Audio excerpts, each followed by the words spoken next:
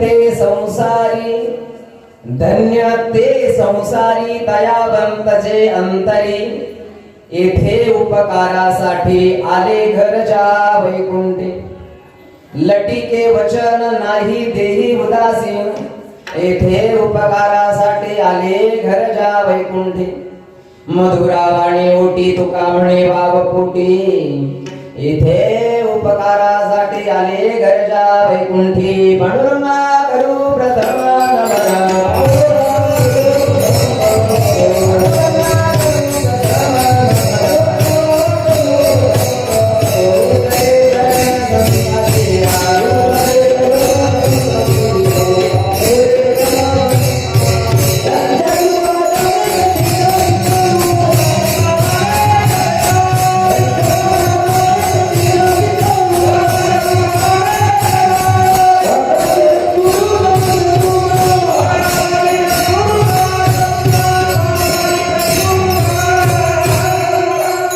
समचरण सरोजम सांद्रनीलांबुदाभं जगन्नीतपाणिं मंडनं मंडनानां तरुण तुलसीमाला कंदरं कंजनेत्रं सदैवदवलहासं विठ्ठलं चिन्तयामि। ओम नमो ज्ञानेश्वराय, ओम नमो ज्ञानेश्वराय,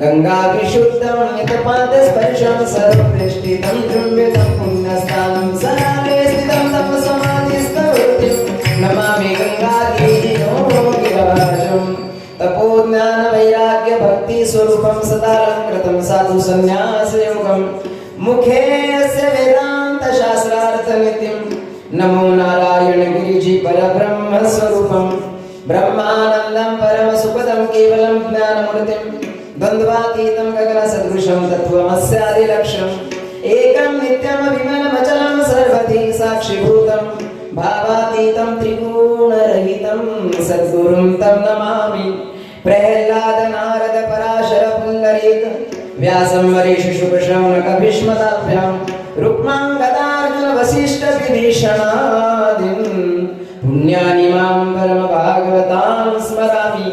जयांचे केले या स्मरण होय सकळ विद्यांचे अधिकरण, तेची वंदू श्री चरण श्री गुरूंचे ते नमस्कारोनी आता श्री संताची माता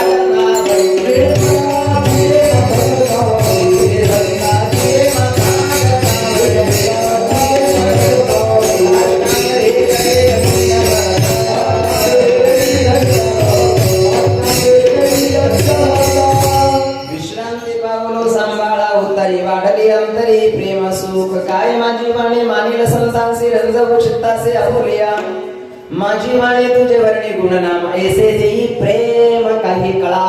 धन्य ते संसारी दयावंत जे अंतरी, येथे उपकारासाठी आले घरच्या वैकुंठी। प्रस्तुत प्रसंगी कीर्तन रूपे सेवे करता निवडलेला अभंग जगद्गुरु जगद्वंदनीय महाराष्ट्र भूषण वैराग्याचे मूर्तिमंत पुतळे देहू निवासी श्रीमंत जगद्गुरु श्री संत तुकाराम महाराज यांचा 4 चरणांचा संतांचं कार्य सांगणारा म्हणजेच संतपर प्रकरणातील चिंतनीय अभंग सेवेकरता निवडलेला आहे। विठला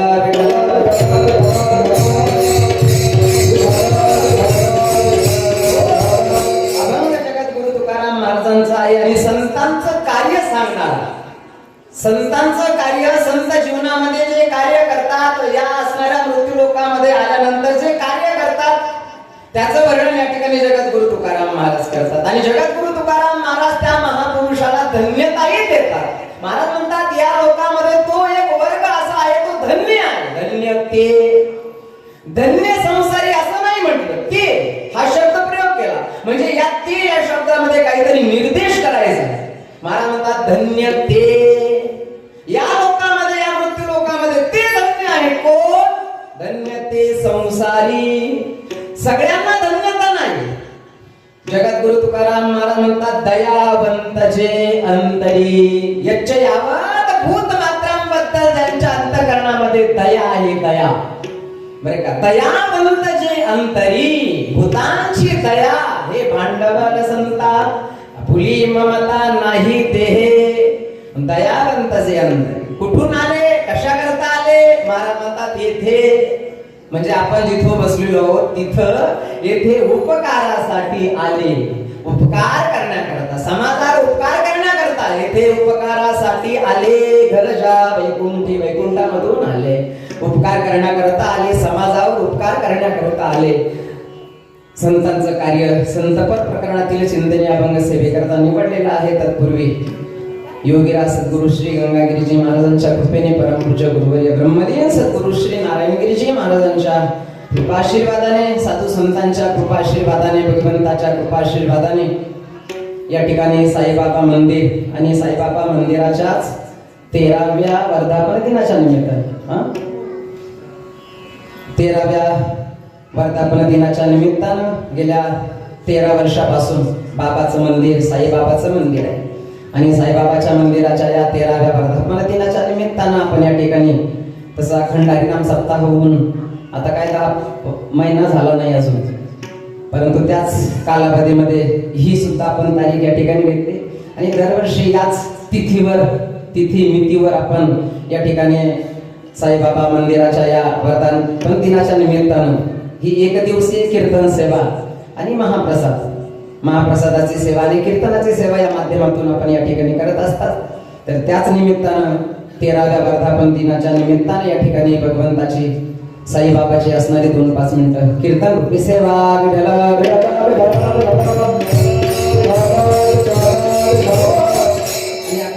सप्ताहाच्या कालावधीमध्ये ग्रंथराज ज्ञानेश्वरी पारायण सुद्धा होतं. आणि या मंदिरामध्ये त्या अखंड हरिनाम सप्ताहाच्या कालावधीमध्ये साई चरित्र पारायण सुद्धा, साई चरित्र पारायण त्याच वेळेला होतं है ना, त्याच वेळेला म्हणजे अखंड हरिनाम सप्ताहाच्या कालावधीमध्ये हनुमान मंदिरामध्ये ज्ञानेश्वरी पारायण होतं. आणि या ठिकाणी जी काही साई भक्त मंडळी अर्थात साई चरित्र पारायण या ठिकाणी केलं जातं. साईबाबा म्हणजे एक महान कोटीचे संतच आहे, कारण गंगागिरीजी महाराजांच्या समकालीन असणारे हे संत आहे. गंगागिरीजी महाराज ज्या वेळेला होते त्यावेळेला साईबाबा होते. आणि साईबाबांच्या चरित्रामध्ये गंगागिरीजी महाराजांचा आणि साईबाबांचं जो संबंध नेहमी आपण ऐकण्यामध्ये येतो, महाराजांच्या मुखातून आपण बऱ्याच वेळेला ऐकतो की साईबाबा शिर्डीमध्ये राहत असताना समाजाला साधू कळत नाही, बरं का, समाजाला साधू कळत नाही. आणि साधू हा साधूपणा कधी मिरवत नाही. मी साधू आहे असं लोकांना वाटूच नाही, असं वर्तन साधूचं असतं. जसं ग्रंथराज ज्ञानेश्वरीमध्ये एक ओवी आहे, त्या ओवीमध्ये माऊली ज्ञानेश्वर महाराज म्हणतात की साधूचं लक्षण कसं असतं, साधूचं लक्षण कसं असतं त्याबद्दल ती ओवी आहे. साधूचं वर्तन असं असतं, चातुर्य लपवी, चातुर्य लपवी, महत्व हरवी आणि पिसेपणा मिरवी जगा माझी. चातुर्यपणा जो आहे तो लपवतात. जे काही येतं साधूला, तर साधूपणा खरा साधू जर असेल तर चातुर्य लपवी, चतुरपणा लपवतो असं वाटावं जगाला. कारण परमपूज्य गुरुवर्य ब्रह्मलीन सद्गुरु श्री नारायणगिरीजी महाराज कीर्तनामध्ये एक श्लोक म्हणायचे नाही. साधूचं वर्तन कसं असतं, क्वचित भ्रष्टा, क्वचित शिष्टा, क्वचित भूत पिशाचवत, नाना रूप धरा योगी विचरंती महितले. भ्रष्ट पण पद्धतीने दिसतात, अमंगळ पद्धतीने वर्तन करतात. क्वचित शिष्टा, हा शिष्ट आहे असं कुणाला वाटावं, क्वचित शिष्टा, क्वचित भ्रष्टा, क्वचित भूत पिशाचवत, नाना रूप धरा योगी, अनेक रूप धारण करून नाना रूप धरा योगी विचरंती महितले, विचरण करतात बरं का. तसं साईबाबांचं चरित्र तसंच आहे. चातुर्य लपवी, महत्व हरवी आणि पिसेपणा मिरवी जगा माझी. आपलं तसं नाहीये. चातुर्य दाखवी, चातुर्य दाखवी बरं का, आणि महत्व मिरवी. साईबाबांचं चरित्र आहे. साईबाबा समाजाला कळावे म्हणून योगीराज सद्गुरू श्री गंगागिरीजी महाराजांच्या मुखातून निघालेले शब्द आहेत. गंगागिरीजी महाराजांनी शिर्डीकरांना सांगितलं की हा खरा म्हणजे हा जो साधू आहे, हा साधू साधा साधू नाहीये. तसं साधूची लक्षणं सांगत असताना जगद्गुरु तुकाराम महाराजांचे अभंग आहे बघा. जगद्गुरु तुकाराम महाराज म्हणतात, साधू त्याला म्हणतात की ज्याच्या दृष्टी समोर सर्वत्र भगवान आहे, ब्रह्म सर्वगत सदा सम, सर्वत्र भगवान आहे अशी प्रतीती ज्याला आलेली आहे. आणि साजाचा अनुभव,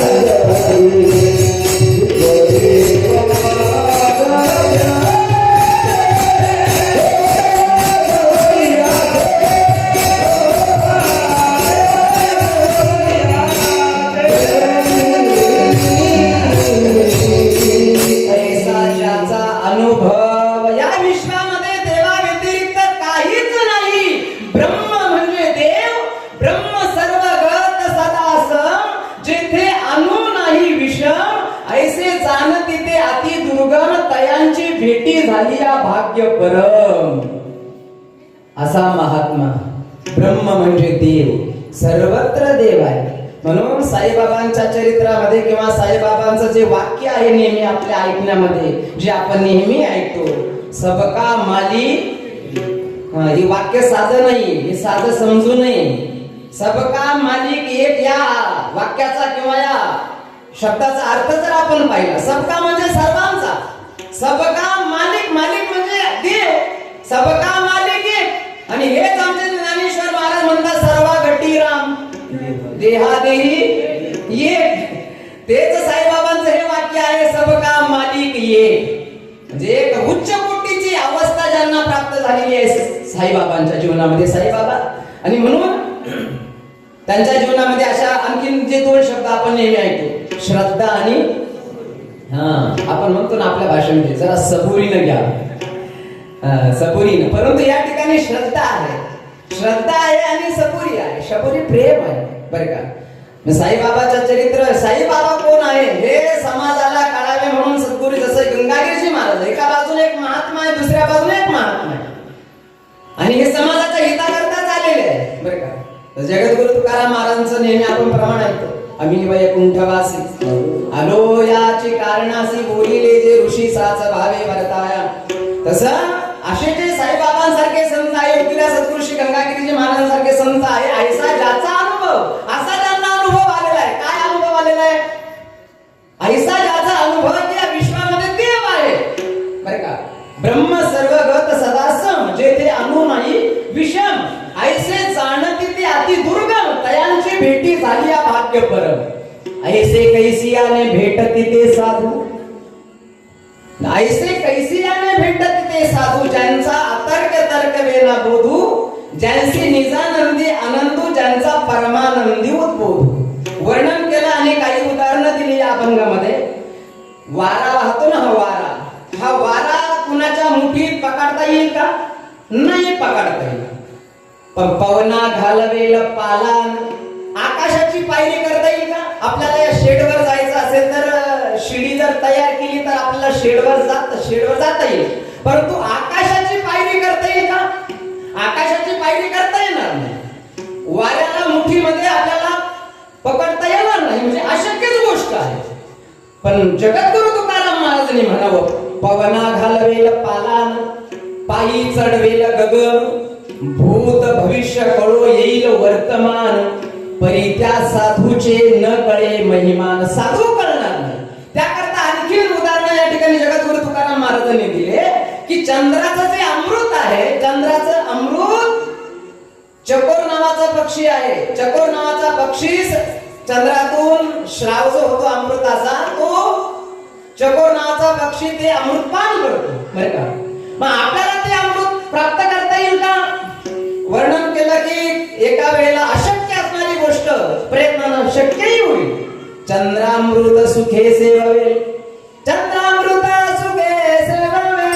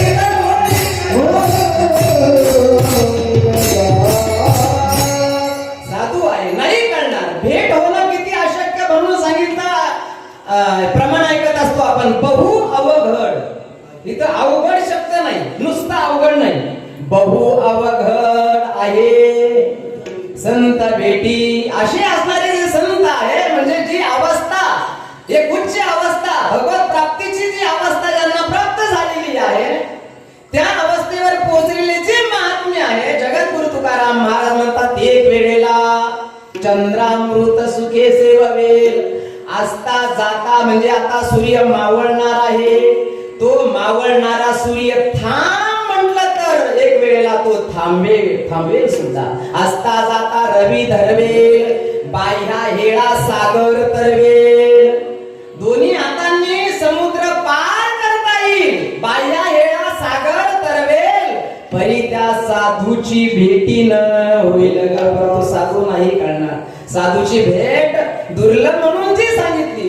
एक वेळेला वाघिणीचं दूध आपल्याला मिळेल, प्राप्त करता येईल, तिथपर्यंत जाता येईल आणि वाघिणीचं सुद्धा दूध काढता येईल.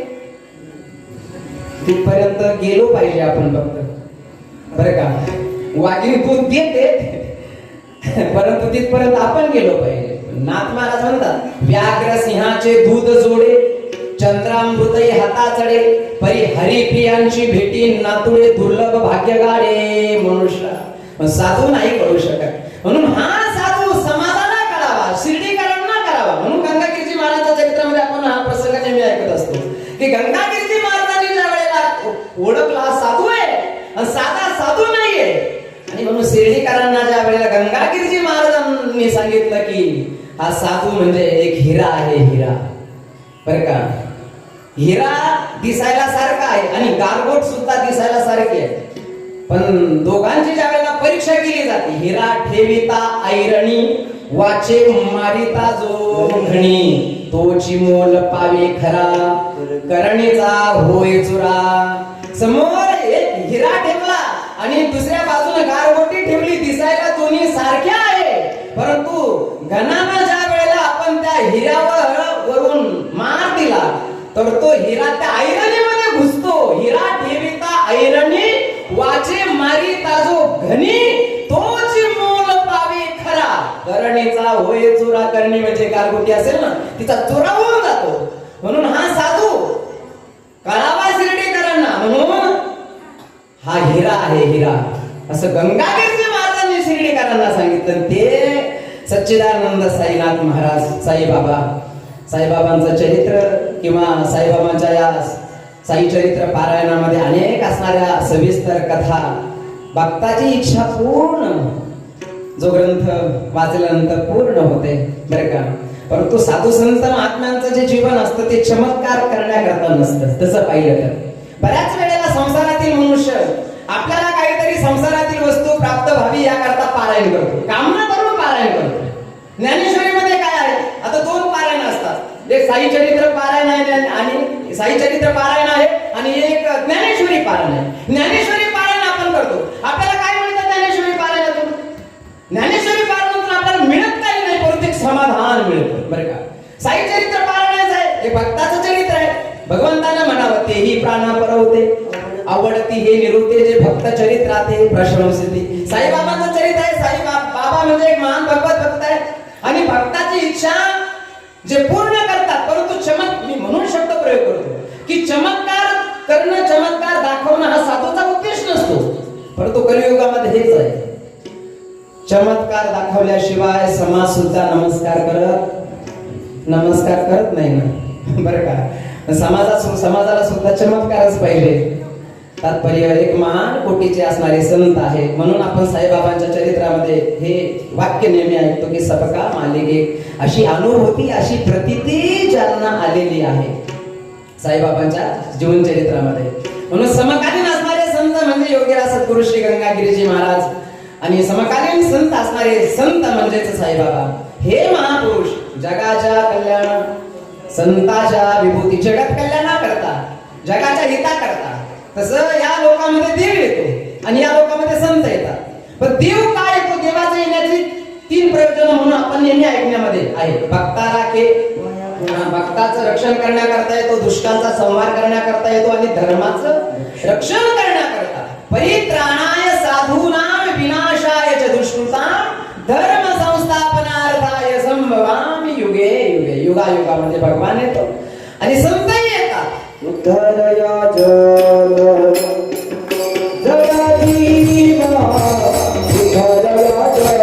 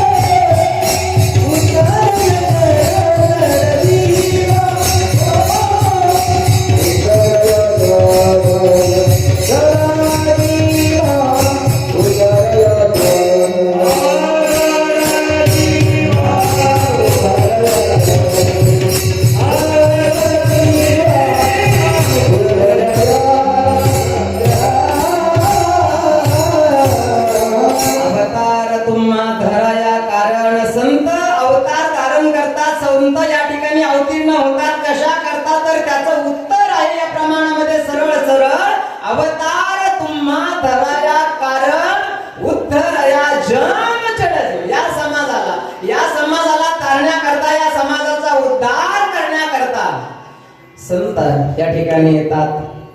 साईबाबा संतच आहे आणि एक महत्वाचं बोलून जातो. संत बनना सहज नाही बरं का. संत बनना सहज नाही कठीण संत का पंथ काम क्रोध सो जीते नाही संत नाही वो संत. संत जीवनामध्ये जर आपण पाहिलं साधू होणं म्हणजे काय, साधू होणं म्हणजे अग्नीमध्ये उभं राहणं आहे.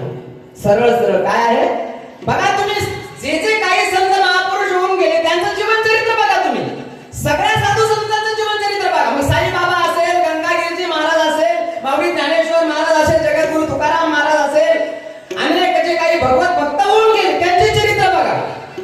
स्वतःचा बाप हिरण्यकश्यपू मुलांना मारण्याकरता नाही ते प्रयोग करतो. काय मिळवलं, काय करतो मुलगा काय करतो, सरळ आहे की देवाचं भजन करतो. देवाचं भजन करते त्याला मारण्याकरता एक दुष्ट प्रवृत्तीचा वर्ग बाप आहे स्वतः हिरण्यकश्यप. पण बघा तुम्ही या भक्ताचं चरित्र बघा. मुलाला मारण्याकरता विष दिलं. विष देऊन मारण्याचा प्रयोग केला गेला. नाही ते प्रयोग केले पण देव राखे तया मारील कोण.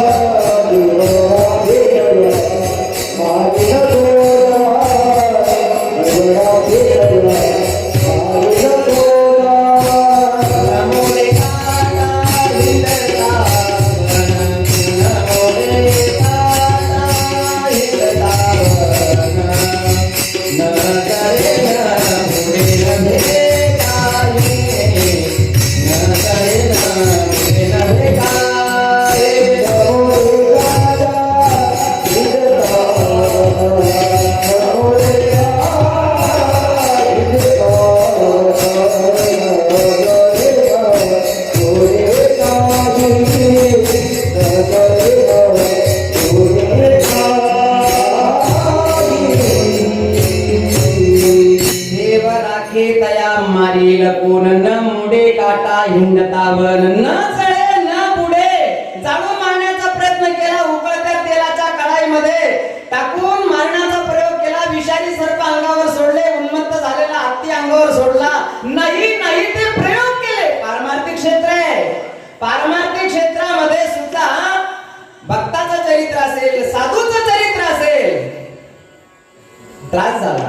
प्रतिकूलता जीवनामध्ये आली आणि प्रतिकूल परिस्थिती जीवनामध्ये आल्यानंतरही म्हणजे भगवंताचं भजन नाही सोडलं बरं का. साधूचं जीवन बघा, भक्ताचं चरित्र बघा.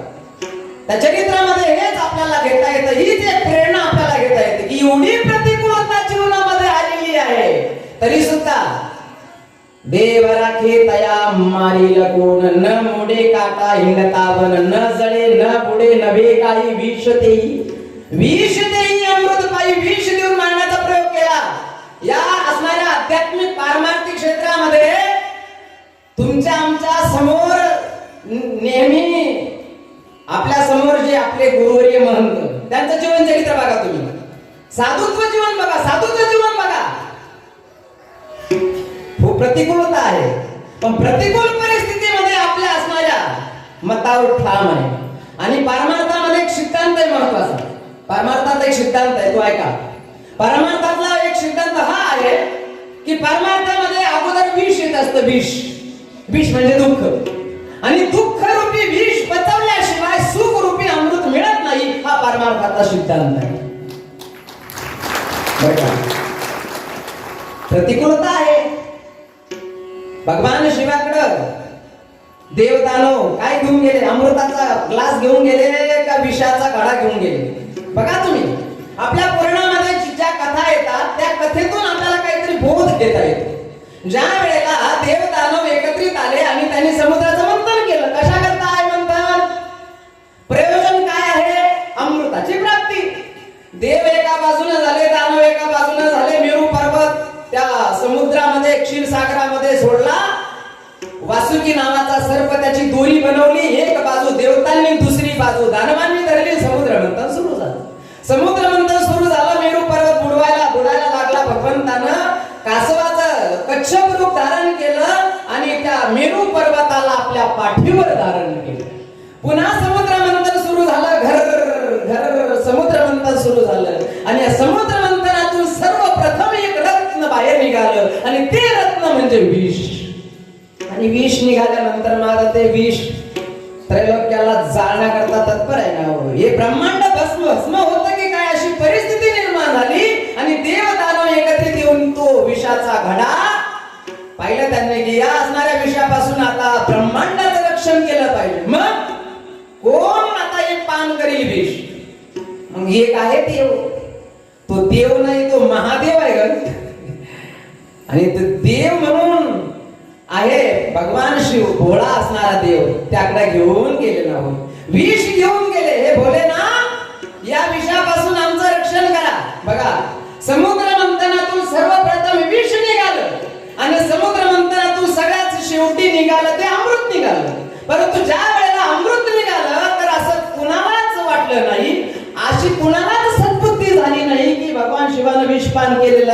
त्यांना निदान थोडस आपण घेऊन जाऊ असं वाटलं का? नाही हो, स्वार्थी समाज आहे बरं का, स्वार्थी लोक आहे. ज्या वेळेला विष घेऊन गेले भोलेनाथ, या विषापासून आमचं रक्षण करा. काय घेऊन आले? विष. काय करायचं? विष तुम्ही पान करा आणि ब्रह्मांडाचं रक्षण करा. भगवान शिवाने सांगितलंय माझ्या मनाला नाही करता येणार, कुटुंबाचा सल्ला घ्यावा लागेल मला. पार्वती आली, पार्वती काय म्हणतात हे देव आले, दानव आले, काय म्हणणं आहे त्यांचं? त्यांचं म्हणणं एकच आहे, समुद्र मंथन करतायत आणि समुद्र मंथनातून हे हलाल विष निघालं. त्यांचं म्हणणं आहे की हे विष तुम्ही प्या. मग पार्वती पिऊ का मी विष? तिनं सरळ सल्ला दिला, प्या म्हटली. तिने सांगितलं हे विष तुम्ही प्या, कारण भगवान शिवाचा प्रभाव जाणून आहे माता पार्वती. आणि भगवान शिवाने या ब्रह्मांडाच्या रक्षण करता बघा काय संकट आहे, साधं संकट नाही. म्हणून परमार्थामध्ये सुद्धा असेच विषाचे घोट साधूला सुद्धा घ्यावे लागतात, नेहमी घ्यावे लागतात. विषाचे नाव आहे, साधू जीवन आहे. बघा ना तुम्ही, साधूचं सगळं जीवन बघा तुम्ही, रेखाटा. त्या जीवनामध्ये कशा करता एकांतामध्ये राहून साधू भजन करू शकतो, काही गरज नाही समाजाकडे. साधूचं एक कार्य आहे धर्माचे पालन.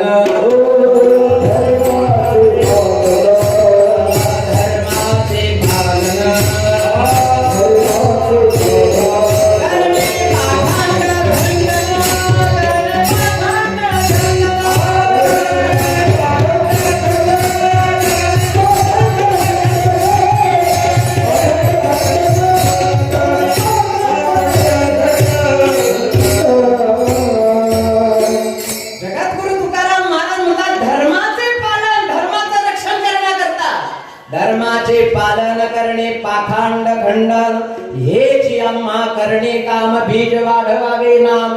धर्माचं रक्षण करण्याकरता हिंदवी स्वराज्य व्हावे हे तो श्रींची इच्छा. म्हणून छत्रपती शिवाजी महाराजांनी घोड्यावर झोप घेतली. कशा करता? काही गरज होती? काही गरज नाहीये, परंतु मातोश्रीची इच्छा आहे, जिजाऊ आऊसाहेबांची इच्छा आहे हिंदवी स्वराज्य व्हावं. मग छत्रपती शिवाजी महाराजांनी घोड्यावर झोप घेतली. हो, समाज कार्य आहे हे. साधूचं जीवन तसंच आहे, धर्माचे पालन करणे पाखंड खंडन. परंतु पारमार्थिक क्षेत्रामध्ये किती त्रास होतो. जावे त्याच्या वंशात, जावे त्याच्या वंशात तेव्हा कळेल बरं का. म्हणून काही वेळेला साईबाबांच्या चरित्रामध्ये ऐकायला आला मला, साईबाबा नेमकं कोणी? आता कोण आहे? साईबाबा आहे, साधू आहे, कोण आहे अजून तरी काही कळायला मार्ग नाही. आणि तसं साधूचं कुळ सुद्धा पाहू नये. आपण ऐकत असतो नदीचं पाहू नये काय मूळ, नदीचं पाहू नये मूळ, आणि साधूचं विचारू नये. साधू आहे, साधूचं जसं नदीचं मूळ पाहू नये आणि साधूचं कुळ विचारू नये, कारण साधू आहे, समाजाच्या हिताकरता आलेला साधू आहे. जसं जगद्गुरु तुकाराम महाराजांनी म्हणा, तुका म्हणे मज धाडिले निरोपा, मार्ग हा सोपा सुखरूप. आम्हाला देवानं पाठवलं आणि देवाची आज्ञा म्हणून आम्ही या लोकांमध्ये आलो बरं का. साईबाबा असतील, योगीराज सद्गुरुश्री गंगागिरीजी महाराज असतील, परमपूज्य गुरुवर्य ब्रह्मलीन सद्गुरुश्री नारायणगिरीजी महाराज असतील, यांचं जीवनचरित्र बघा तुम्ही. यांच्या जीवनचरित्रामध्ये जर आपण पाहिलं जरा डोकावून, तर जीवनामध्ये अनेक समस्या आहे, अनेक समस्यांनी भरलेलं असणारं हे चरित्र आहे. परंतु त्यांच्या पाठीमागे भगवान आहे. आणि जाको राखे साईया वर्णन केले, जाको राखे साईया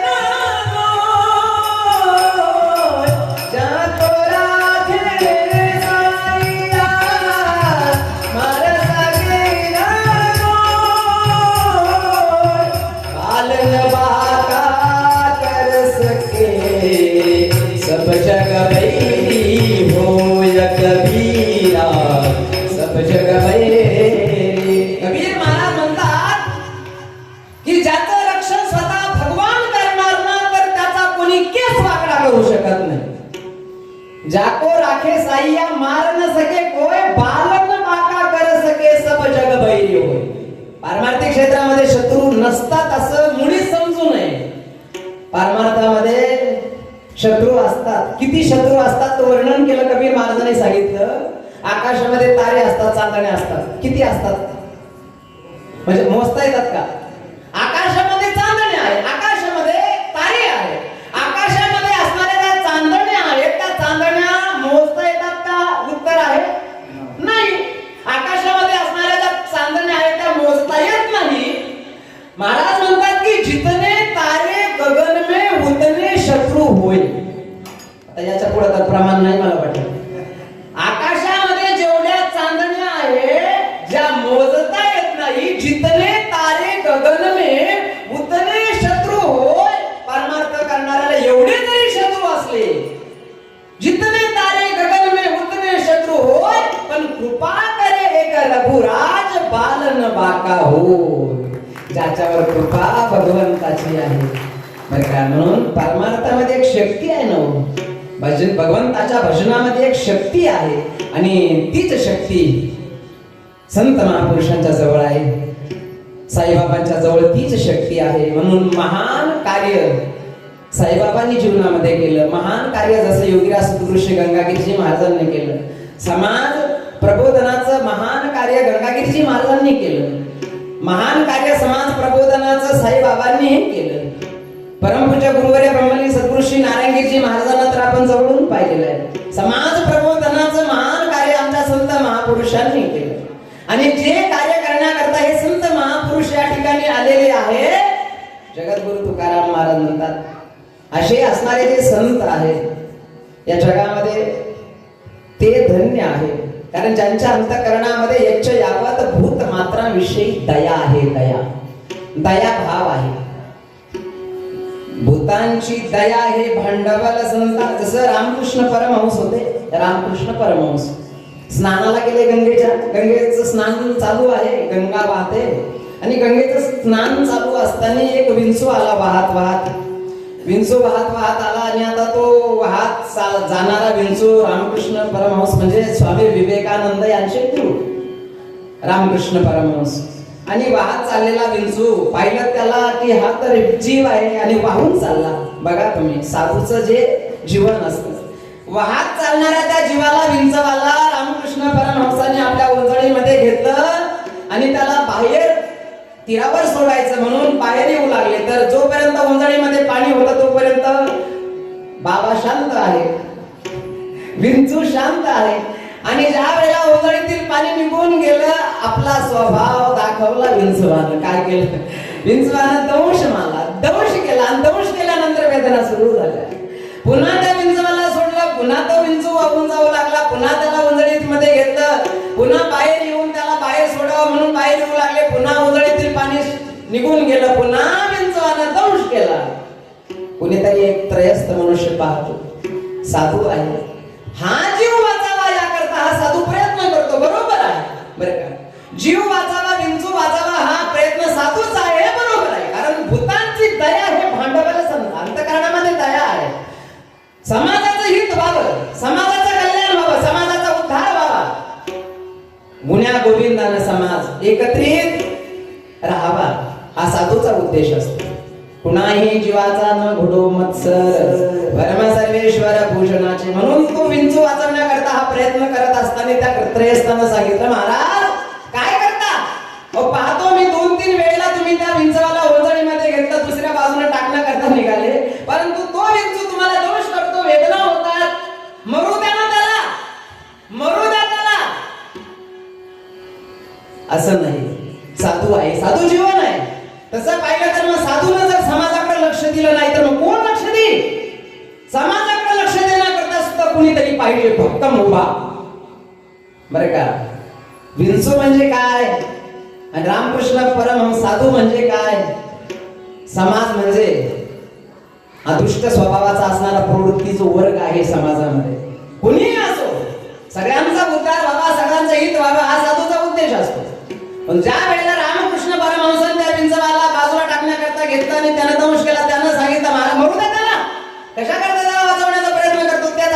स्वभाव सोडत नाही आणि तुम्ही त्याला वाचवण्याकरता प्रयत्न करता.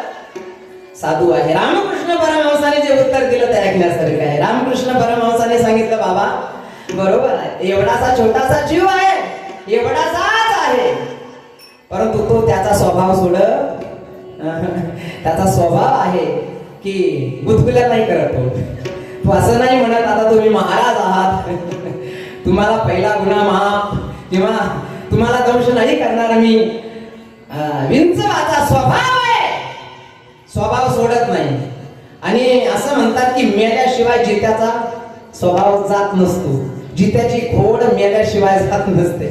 म्हणून ज्याला जशास तसं उत्तर दिलं पाहिजे. आणि म्हणून रामकृष्ण परमहंसाने सांगितलं की हा छोटासा असणारा जीव आहे, हा याचा स्वभाव सोडत नाही ना, काही हरकत नाही. तो जर त्याचा स्वभाव सोडत नाही तर मी देवाकरता साधू झालो, मी माझा स्वभाव कसा सोडू? मी सुद्धा देवाकरता साधू झालेलो आहे आणि माझा स्वभाव आहे भूतांची दया, भूत मात्रावर दया करावी, हा माझा स्वभाव आहे. आणि म्हणून जगद्गुरु तुकाराम महाराजांनी अशा साधूकडे पाहिलं. खरोखर धन्य आहे असे साधू. वर्णन करतात अभंगाच्या प्रथम चरणामध्ये,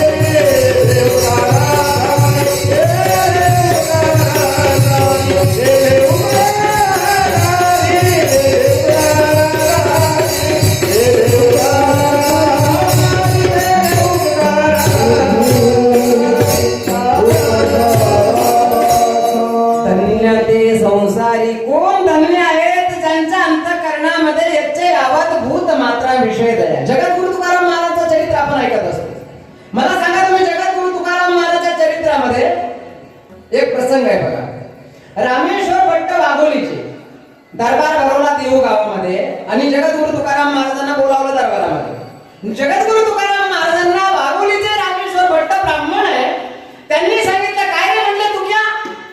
आता त्यांचे शब्द आहेत बरं का. तसं परमपूज्य गुरुवर्य ब्रह्मलीन सद्गुरु श्री नारायणगिरीचे महाराजांनी कीर्तनामध्ये चांगदेव महाराजांना चांग्या म्हणावं म्हणजे मुक्ताईला चांग्या म्हणावं आणि महाराज हा प्रसंग सांगत असताना मुक्ताबाई चांगदेव महाराजांना म्हणाली की चांग्या बरं का. तसं इथं जगद्गुरु तुकाराम महाराजांना रामेश्वर भट्ट वाघोलीचे काय रे म्हटले तू क्या वेदाचा तो अर्थ अम्मासीची ठावा असं समाजाला सांगतो तू. हे राणी व्हावा भार माझा. जे काही तू लिहिलेला आहे तो अभंगाचा गाथा तयार केलेला आहे, हा अभंगाचा गाथा आजपासून लिहिणं बंद करायचं. आता ते लिहिलेलं कार्य त्याचं काय करू, त्याचं काय करू, त्याला खालून वरून दगड बांध आणि तो गाथा इंद्राणीच्या डोहामध्ये बुडव. मला काय विषय सांगायचा त्यावर महत्वाचा प्रकाश मी याकरता अगोदर बोलून जातो की जगद्गुरु तुकाराम महाराजांनी एका ब्राह्मणाची हत्या शिरसाबंद केली, गाथ्याला खालून वरून दगड बांधले आणि तो गाथा इंद्राणीच्या डोहामध्ये बुडावला. आता गाथा बुडावला म्हणजे परमार्थच बुडाला. जगद्गुरु तुकाराम महाराजांनी पाहिलं की मी हाडाचे काढा रक्ताचं पाणी रात्रीचा दिवस केला समाजाचा हिताकरता. साधूचं जीवन आहे. जगद्गुरु तुकाराम महाराज असतील, माऊली ज्ञानेश्वर महाराज असतील की ज्यांनी समाजाच्या हिताकरता, समाजाच्या उद्धाराकरता, समाजाच्या कल्याणाकरता काहीच्या काही केलं. हे महान कार्य म्हणजे ग्रंथ आहे ना. जगद्गुरु तुकाराम महाराजचा गाथा म्हणजे साधा नाहीये. एक एक अभंग तो श्लोक वामनाचा आर्या मोरो पंथाची ओवी ज्ञानेशाची अभंग रचना तुकयाची. अभंग रचना म्हणजे जगद्गुरु तुकाराम महाराज आणि अभंगाचा गाथा खालून वरून दगड बांधले आणि तो अभंगाचा गाथा बुडाला. अभंगाचा गाथा बुडाला म्हणजे समाज बुडाला आणि समाज बुडाला आणि समाजाला तारण्याकरता केलेलं कार्य जर बुडालं तर साधू आहे ना, साधूनं पाहिलं नाही. बुडत आहे जन न देखवे डोळा येतो कळबळा म्हणून या समाजाला तारण्याकरता केलेलं कार्य जर बुडालं तर या समाजाला कोण मार्गदर्शन करील. म्हणून या समाजाला तारण्याकरता आपण काहीतरी केलं पाहिजे. जगद्गुरु तुकाराम महाराज या प्रसंगामध्ये इंद्रायणीच्या तीरावर बसले. तसं काही घेणं नव्हतं. जगद्गुरु तुकाराम महाराजांनी देवाचं भजन केलं असतं त्यांना कोण काय म्हणलं असतं तुम्ही देवाचं भजन करू नका, तुम्ही अभंगाच्या गाथाच्या रक्षणाकरता इथं तुम्ही अनुष्ठान करा. असं जगद्गुरु तुकाराम महाराजांना आग्रह थोडा केला समाजाला नाही. समाजाच्या कल्याणाकरता जगद्गुरु तुकाराम महाराजांनी पाहिलं की आपल्याला एक केलं पाहिजे. इंद्रायणीच्या तीरावर बसले जगद्गुरु तुकाराम महाराज. अन्न पाणी वर्ज्य केलं. कशा करता बघा तुम्ही, साधूचं जीवन आहे. अन्न घेणं बंद केलं, पाणी घेणं बंद केलं आणि 1 दिवस नाही, 5 दिवस नाही, 10 नाही, तब्बल 13 दिवस कशा करता समाजाकरताच. मग साधूचं जीवन आहे. 13 दिवस झाले आणि 13व्या दिवशी राघवे सागरात पाषाण तारिले तैसे तुकोबाचे अभंग रक्षिले. तात्पर्य 13 दिवस ज्या साधूंना आपल्या पोटाच्या खळग्यामध्ये अन्नाचा कण आणि पाण्याचा थेंब घेतला नाही, कशा करता सोसतात हे सगळे कष्ट संत महापुरुष, कशा करता समाजाकरता. इंद्रायणीच्या तीरावर 13 दिवस अन्न पाणी वर्ज्य करून कशा करता समाजाकरताच ना, समाजाच्या हिताकरताच, समाजाला तारण्याकरता. आणि 13व्या दिवशी हा चमत्कार घडला. जळी दगडा सहित वया तारियल्या जैशाला या अभंगामध्ये अभंगाच्या ओव्या अर्थात अभंगाचा गाथा पाण्यावर तरायला लागला. हे सामर्थ्य आहे परमार्थाचं बरं का. आणि म्हणून जगद्गुरु तुकाराम महाराजांनी म्हणा की या जगामध्ये एक वर्ग आहे जो संत धन्य ते संसारी दयावंत जे अंतरी. दया आहे अंतःकरणामध्ये समाजाबद्दल, दयावंत जे अंतरी. जसं माऊली ज्ञानेश्वर महाराज, माऊली ज्ञानेश्वर महाराजांच्या आई वडिलांना सुद्धा समाजानं देहांत प्रायश्चित्त दिलं, परंतु माऊली ज्ञानेश्वर महाराजांनी समाजाकरता एक कार्य केलं. मेलेला माणूस जिवंत केला आणि त्याच्या हातून ज्ञानेश्वरी सारखा पवित्र ग्रंथ लिहून घेतला.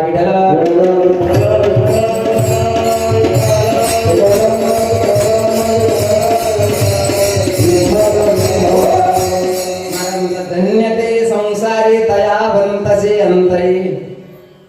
या ठिकाणी वर्णन केलं जगद्गुरु तुकाराम महाराजांनी. हे संत महात्मे जे आहे हे आले कुठून आणि येण्याचं महत्वाचं प्रयोजन काय वर्णन केलं अभंगाच्या 2य चरणामध्ये.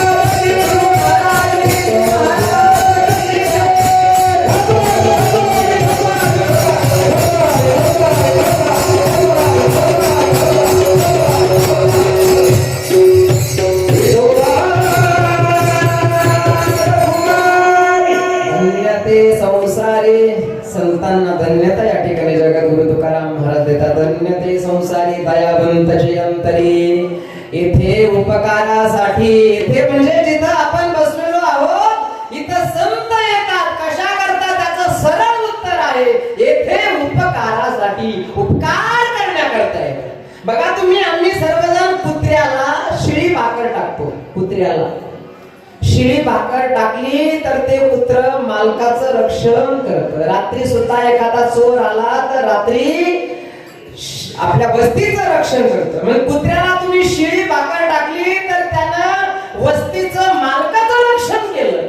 साधूला तुम्ही तूप लावून पोळी वाढता. कळतंय मी काय बोलतो? कुत्र्याला जर शिळी भाकर टाकली तर ते मालकाचं रक्षण करत. सगळी वस्ती रात्र जाग राहून मालकाचं रक्षण करत. मग साधूचं कर्तव्य आहे ना, साधूला तर तुम्ही गरम गरम पोळी आणि गरम गरम पोळीला पुन्हा वरून तूप लावून साधूच्या ताटामध्ये वाढता. मग साधूचं सुद्धा कार्य आहे समाजाला जागृत ठेवणं. समाजाला जागृत ठेवणं म्हणजे जसं कुत्र भुकतं तसं साधूनं सुद्धा बोलावं.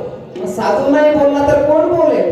कारण समाज जो आहे तो समाज जवळ झोपलेला आहे, परंतु या समाजाला जागा ठेवण्याकरता साधू हे माध्यम आहे बरं का. म्हणून साधू या समाजाला जागृत ठेवण्याचे एक महान कार्य करतात. संसारामध्ये लोक जे आहे ते आपापल्या कामाधंद्यामध्ये व्यस्त आहेत. विषय ओढी भुलले जीव, आता याची कोण करेल घेऊ, नुपजे नारायणी भाव पावनी ठाव नरदेह. नुसतं संसार करणं, संसारिक मनुष्याची नुसतं संसार करणं त्याची होत असते मौत. संसार करण्याची होत असते मौत. मौत कळालं? नुसतं संसार करणं आणि संसाराचं मुख्य आहे असं मानून राहणं त्याची होते मौत. पण संसार प्रपंच करूनही भगवंताचं भजन करणं त्याची होते मौज. काय होते? मौज होते मौज. एकाची मौत होते आणि एकाची मौज होते मौज. समाजाला जागृत ठेवण्याचं महान कार्य संत महापुरुष करतात. म्हणून येथे उपकारासाठी जसं बघा तुम्ही, नदी स्वतःचं पाणी नदी स्वतः पिते का? नदी स्वतःचं पाणी स्वतः पिते का? नाही पित. वृक्ष स्वतःची फळं स्वतः खातो का? स्वतः आलेली फळं वृक्ष स्वतः खातो का? नाही खात. मेघ आहे, मेघातून पावसाचा वर्षा होतो, ते मेघ स्वतःचं पाणी स्वतः पितात का? काय बोलतो मी कळतंय ना? तात्पर्य जसं नदी स्वतःचं पाणी स्वतः पित नाही, वृक्ष स्वतःची फळं स्वतः खात नाही, मेघ स्वतःचं पाणी स्वतः पित नाही, तसं साधूचं जीवन आहे. साधूचं जीवन हे आहे आपल्या करता स्वतः करता जगायचं नाही. नुसतं पिबन्ति नद्या स्वयमेव नम्ब स्वयं न खादन्ति फलानि वृक्षाः धाराधरो वर्धति नात्महेतो परोपकाराय सतां विभूतय. परोपकारा करता साधूचं जीवन आहे. जसं गंगा निघाली समुद्राला, आपल्या प्रियकराला समुद्राला आलिंगन देण्याकरता, परंतु ज्या वेळेला गंगा ही खळखळ खळखळ खळखळ वाहत निघाली, तिचं ध्येय आहे आपल्या प्रियकराला जाऊन आलिंगन देणं समुद्राला. परंतु ज्या वेळेला ती निघाली आपल्या उगमस्थानावरून, तर त्या वेळेला माऊली ज्ञानेश्वर महाराजांच्या भाषेमध्ये ओवीमध्ये वर्णन करतात माऊली ज्ञानेश्वर महाराज का फेडीत पाप ताप. त्या गंगेमध्ये ज्यानं स्नान केलं त्याच्या पापाचं क्षालन करते आणि त्या तीरावर असणारी वृक्ष वेली झाडं झुडपं आहे त्या झाडांचं भरण पोषण करत करत म्हणजे जाता जाता हा उपकार करत का फेडीत पाप ताप पोखीत तिरींचे पादप आणि समुद्रा जाय आप गंगेचे जैसे. गंगा जशी आपल्या समुद्राला प्रियकराला आलिंगन देण्याकरता जाते, परंतु जाता जाता जसा हा परोपकार करत जाते, तसं संतांचं जीवन आहे. संतांचं जीवन हे आहे की स्वतः भगवंताचं भजन करतात, परंतु जाता जाता या समाजाला तारण्याकरता सुद्धा समाजाला मार्गदर्शन करतात आणि समाजाकडून परमार्थ करून घेतात. परमार्थ म्हणजे कीर्तनाच्या माध्यमातून आमचे संत महापुरुष परमार्थच करून घेतात. परमार्थ म्हणजे कीर्तनामध्ये काय? कीर्तनामध्ये भगवंताचं भजन आहे, भजन करून घेतात. 2 मिनिटं हाताने टाळी मुखाने भगवंताचं भजन. हरे राम हरे राम राम राम हरे हरे हरे राम हरे राम राम राम हरे हरे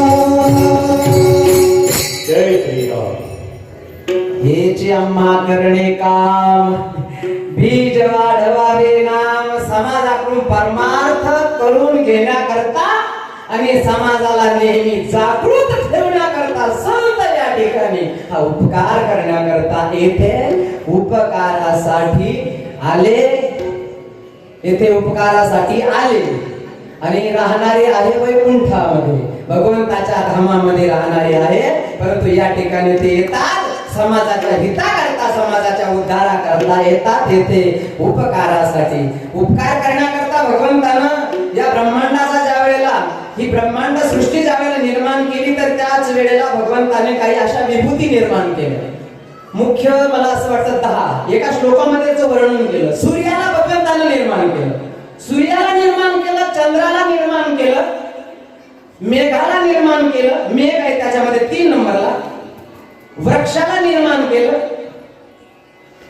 नदीला निर्माण केलं, गायीला निर्माण केलं आणि संत महापुरुष असे 6-7 शब्द आले त्यामध्ये. रविश्चंद्रा, रवी म्हणजे सूर्य, चंद्र म्हणजे चंद्र, रविश्चंद्रा घना, घन म्हणजे मेघ, रविश्चंद्रा घना वृक्षा, वृक्ष झाड, रविश्चंद्रा घना वृक्ष, नदी गावश्च, गावश्च म्हणजे काय, नदी गावश्च सज्जना येते परोपकाराय युगे देवेन निर्मिता. म्हणजे या ब्रह्मांडात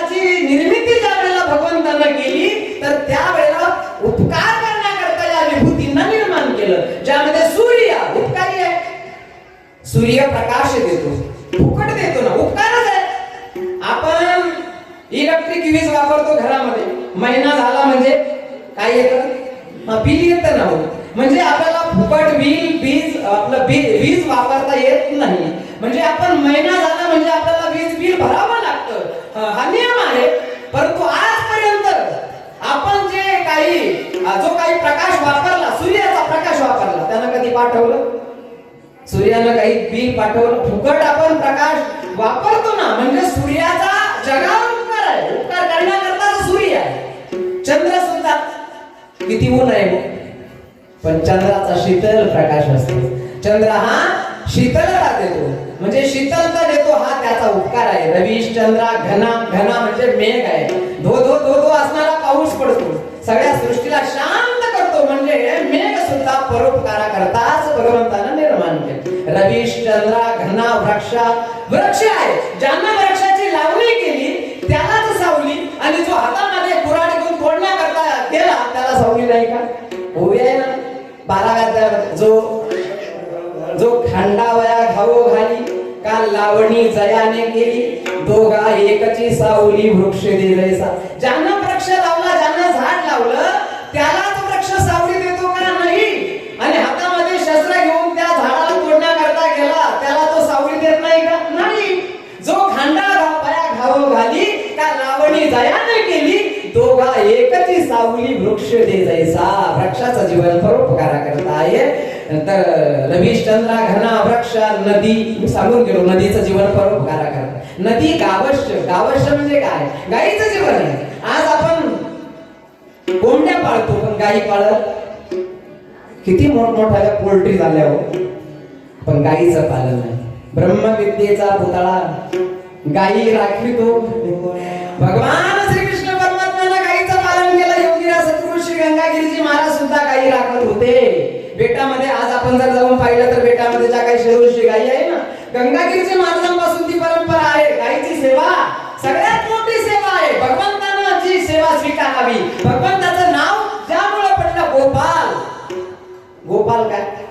गोपाल म्हणजे गो शब्दाचा अर्थ होतो गाय, आणि पाल शब्दाचा अर्थ होतो गाईचं पालन केलं भगवंतानं.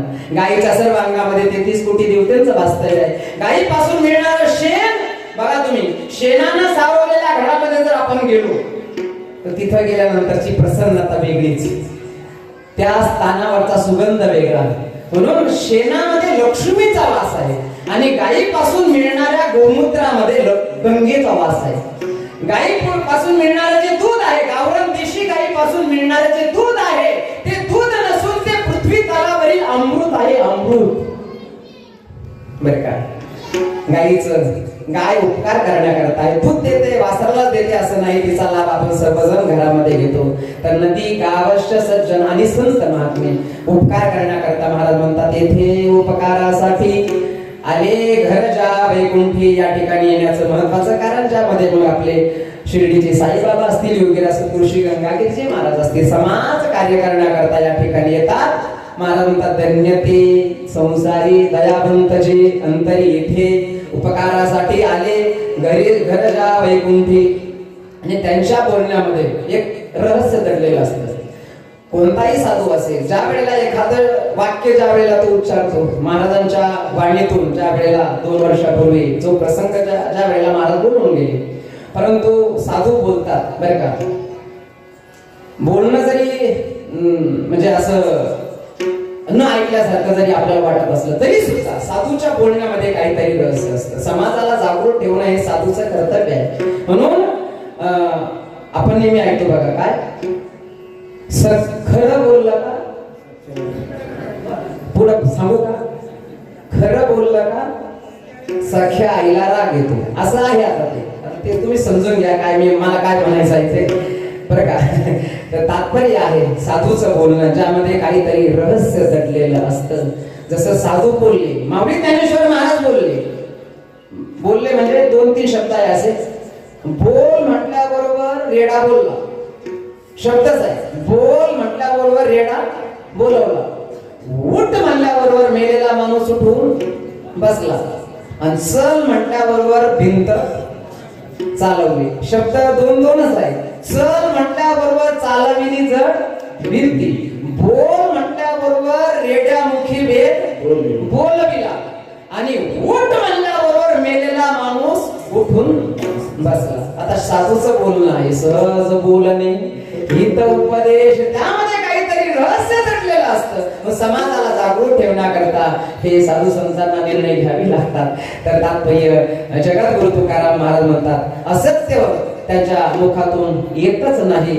महाराज म्हणतात, लटिके वचन नाही, लटिके वचन, आणि समोर रेष देऊन मग शब्द पुढे आहे. लटिके वचन नाही देही उदासीन असा शब्द पुढे आहे, परंतु लटिके वचन नाही, ते नाही या बाजूने घ्यायचं म्हणजे त्याचा संदर्भ सरळ सरळ लागतो की लटिके वचन नाही तेही उदासीन. देहावर जे उदास आहे, महाराज म्हणतात की या शरीराचं उद्या काय होईल भगवान जाणे. आम्ही तरी आज जाणून टाकून उदास, आता पुढे कोण भय तरी पुढे मरणाची आई.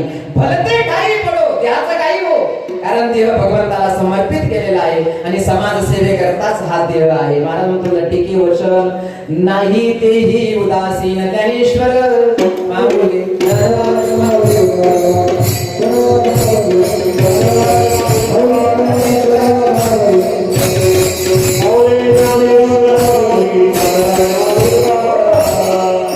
आणि साधूच्या बोलण्यामध्ये या ठिकाणी जगद्गुरु तुकाराम महाराज म्हणतात, एक माधुर्य असतं आणि जीवनामध्ये कितीही प्रतिकूलता आली, संकट आलं तरी सहन करण्याचं सामर्थ्य त्यांच्या अंगी असतं. त्याचं वर्णन महाराजांनी केलं अभंगाच्या. मधुरावाणी ओठी, मधुरावाणी ओठी,